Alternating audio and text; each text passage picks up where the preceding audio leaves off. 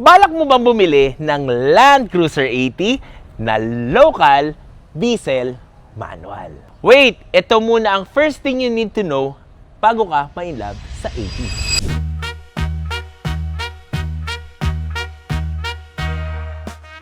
Una, alamin mo kung anong makina yan. Sa Pilipinas, madalas mong makikita ang 1HD. Ito ang turbo na mas malakas pero mas maarte ng konti.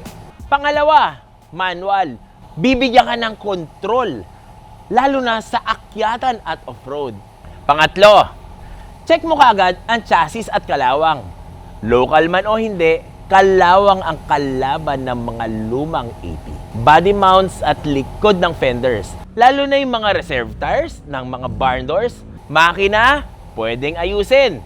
Chassis, masakit sa bulsa. Pang-apat, expect mo na ang maintenance. Hindi siya sirain, pero hindi pang sedan ang gastos. Change oil lang, pang ilalim, check ng preno, normal lang yan sa 35 years na sasakyan. Panglima, parts, meron. Mekaniko, marami. Sa Pilipinas, LC80 ay parang probinsya. Kilala ng lahat. May surplus, may brand new, may tropang marunong gumawa. Ang Land Cruiser 80 hindi binibili para sa wala. Binili yan kasi gusto mo ng sasakyang kahit saan mo pwedeng dalhin.